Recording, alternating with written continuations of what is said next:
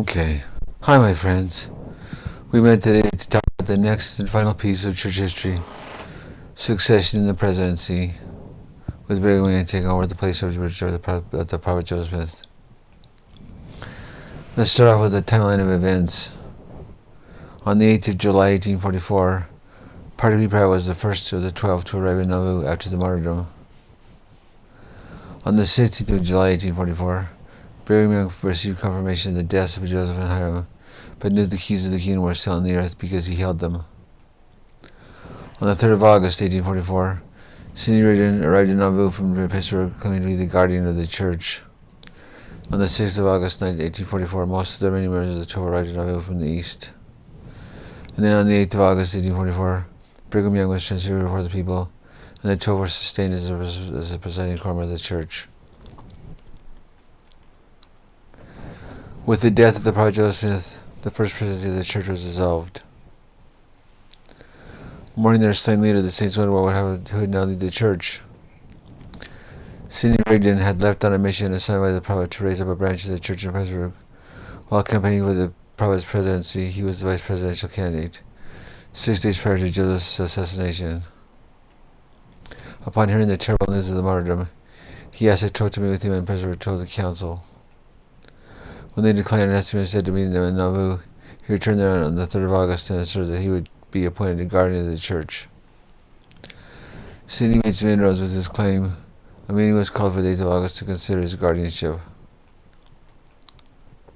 The 12, who were on missions for the Joseph presidency of the country, all had an overwhelming feeling of gloom, depression, and sadness.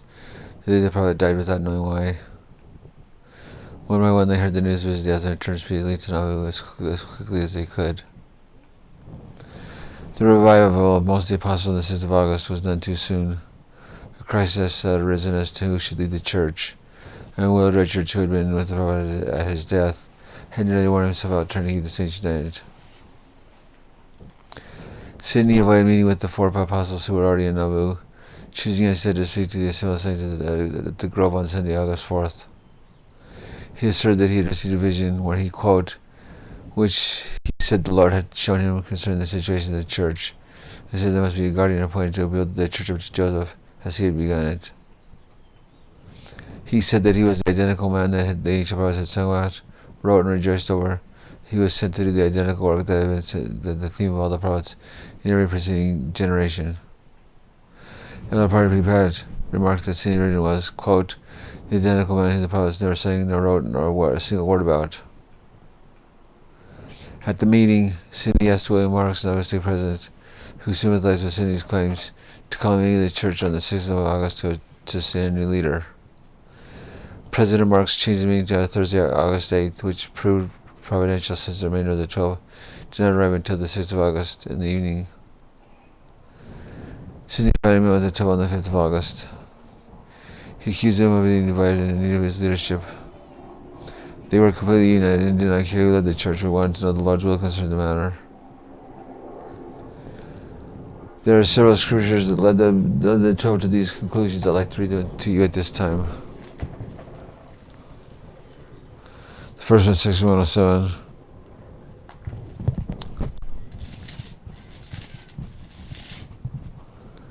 Verses 22 to 24. I'm going to ask my friend here if he'd read it for me. 22 to 24. I've got glasses on, maybe you better read that. 22 to 24. 22 through 24? Yeah.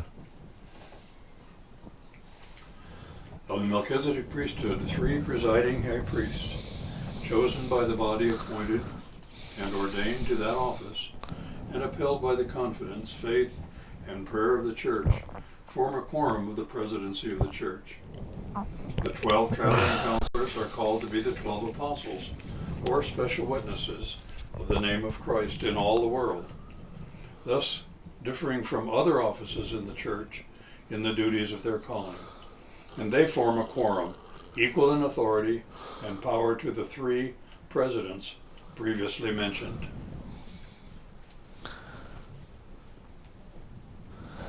This verse tells us that the 12, although they're a different office, have the same authority as the First Presidency. In section 112, it says the following. I haven't got my glasses, so he can read it.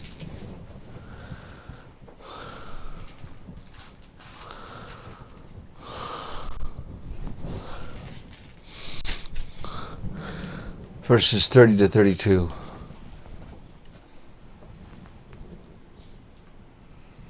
For unto you, the 12, and those the First Presidency, who are appointed with you to be your counselors and your leaders, is the power of this priesthood given for the last days and for the last time, in which the dispensation of the fullness of time, which power you hold in connection with all of those who have received a dispensation at any time from the beginning of the creation.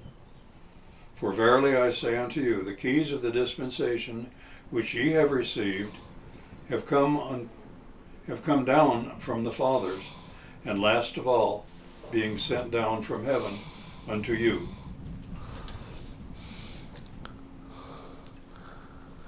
These verses clearly teach that the keys to the kingdom were held by the 12 and the First Presidency, not just the First Presidency. And finally, in section 124, verses 127 and 128, it says the following to Brigham Young. You better, I can't see. 127 and 128. I give unto you my servant Brigham Young to be president over the 12 traveling council, which 12 hold the keys to open up the authority of my kingdom upon the four corners of the earth, and after that to send my word to every creature. So the scriptures were clear. The 12 also held authority to teach the gospel to all the world. And the brethren wondered if maybe the 12 was supposed to replace the First Presidency. Brigham Young said, quote, Joseph Smith conferred upon our heads all the keys and powers belonging to the apostleship, which he himself had held before he was taken away. And no man or set of men can get between Joseph and the 12 in this world or in the world to come. How often has Joseph said to the 12, I have laid the foundation and you must build thereon. Upon your shoulders the kingdom rests. On Thursday, the 8th of August, 1844, stands as one of the most important days in the history of the Restoration. On that day, a miracle occurred. Before the body of the church, Brigham Young was transfigured before the people, and the succession crisis of the church was resolved. People of all ages were present, and they later recorded their experiences. I decided to quote just a few because of the interest of time. First of all, Benjamin F. Johnson, 26 at the time, remembered, quote, As soon as he, Brigham Young, spoke, I jumped upon my feet, for in every possible degree it was Joseph's voice.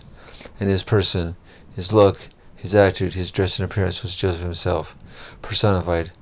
I knew in a moment that the spirit and the mantle of Joseph was upon Brigham Young. Zina Huntington, one of Joseph's plural wives, was a young woman, 21 years old at the time, said the following, quote, President Young was speaking. It was the voice of Joseph Smith, not that of Brigham Young. His very person was changed. I closed my eyes. I could have exclaimed, I know this is Joseph Smith's voice. This is, of course, coming from one of his wives. Yet knew he'd gone, but the same spirit was with the people. George Buchanan, only a boy of 15, declared that, quote, it was the voice of Joseph himself.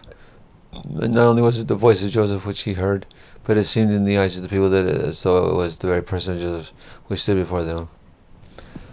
Wilford Rudolph, who was an apostle at the time, testified, quote, If I had not seen him with my own eyes, there is no one that could have convinced me that it was not Joseph speaking to us. After the impressive and important transfiguration, Brigham Young asked, Does the church want, and is it their only desire to sustain the 12 as the First Presidency of this people? The vote was taken and all hands went up.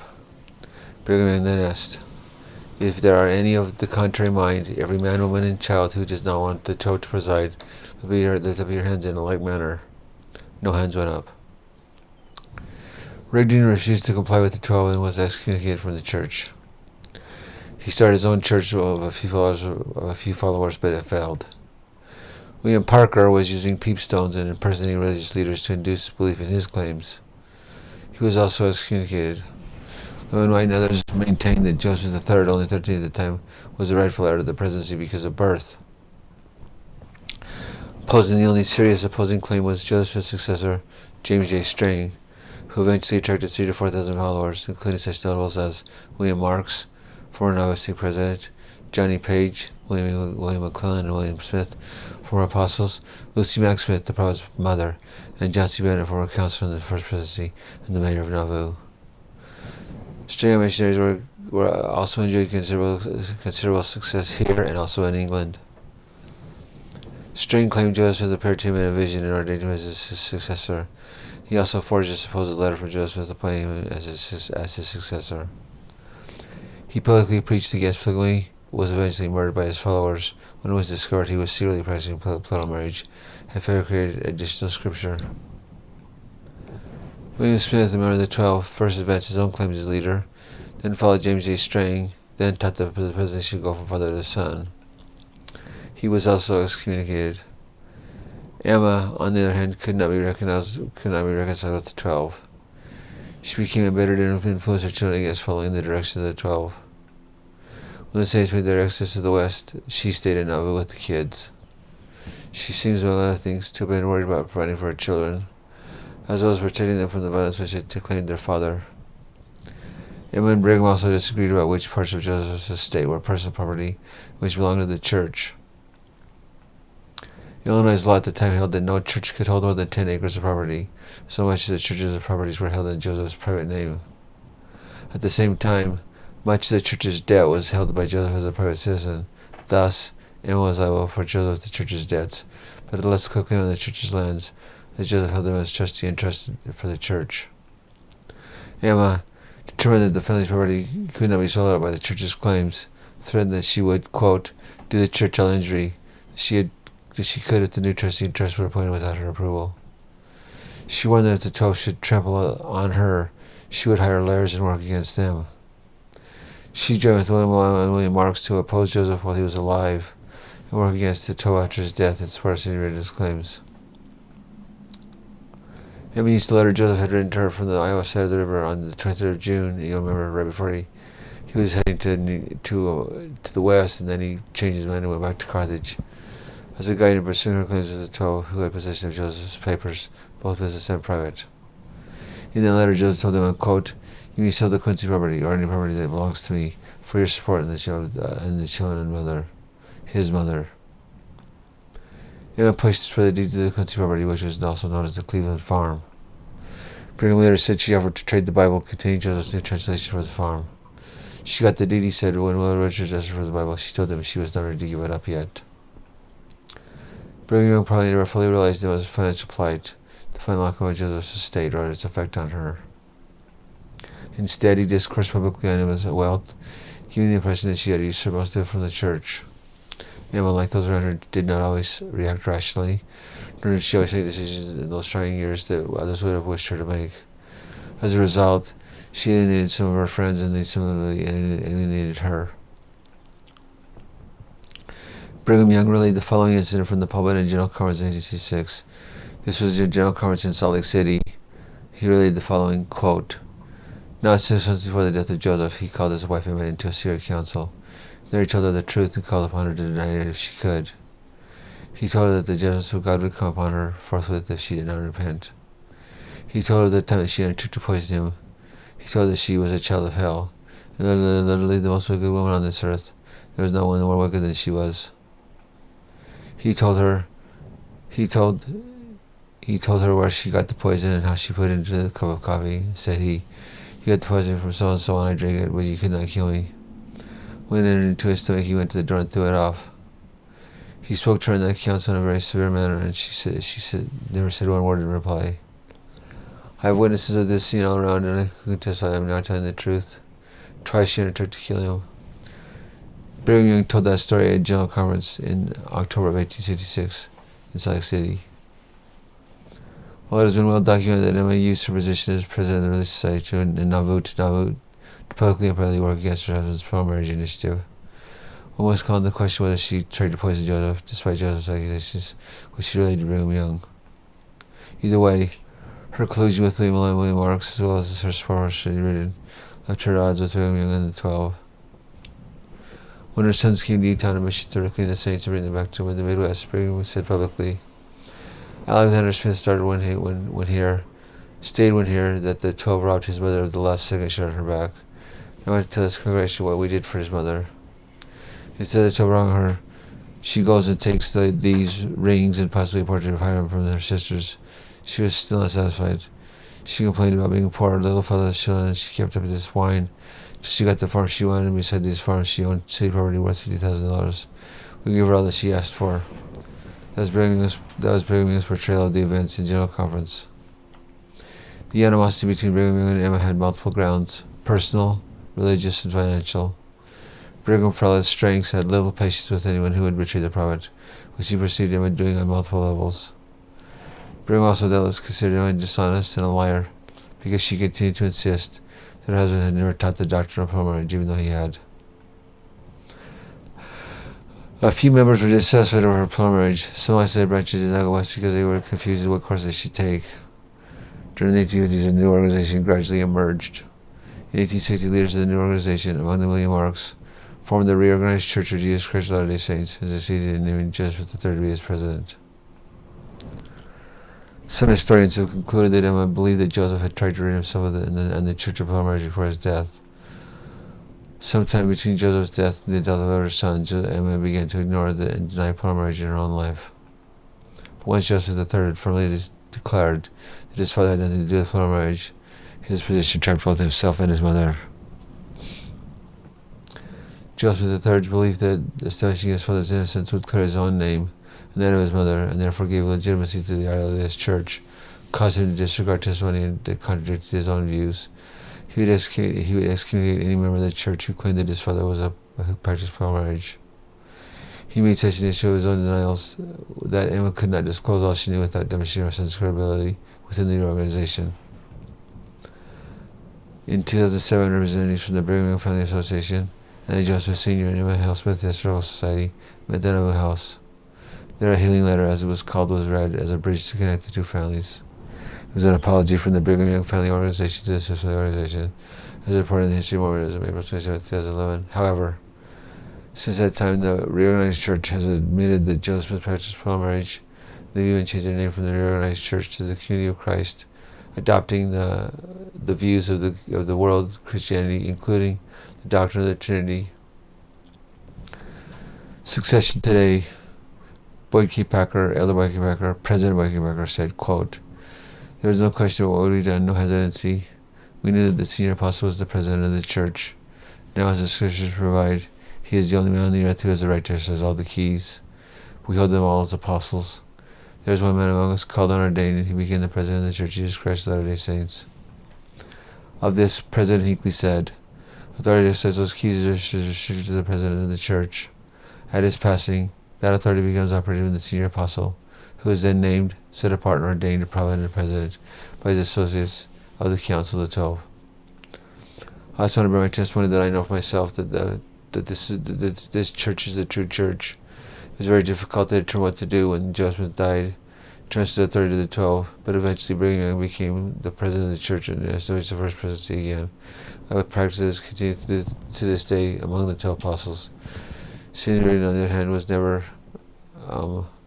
ordained the president of the church. He never should have been, and his church has failed.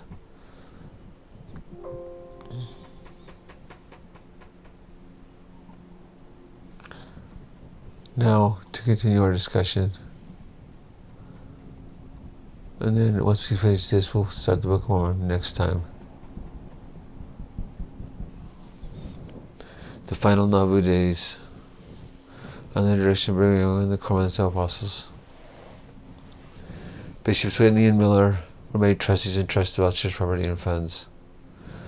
The church on both continents was divided into districts with the high priest presiding over each. Teachers, deacons, and 70s quorums were organized and expanded, especially the 70s quorums, including anyone that desired to go forth abroad to preach the gospel.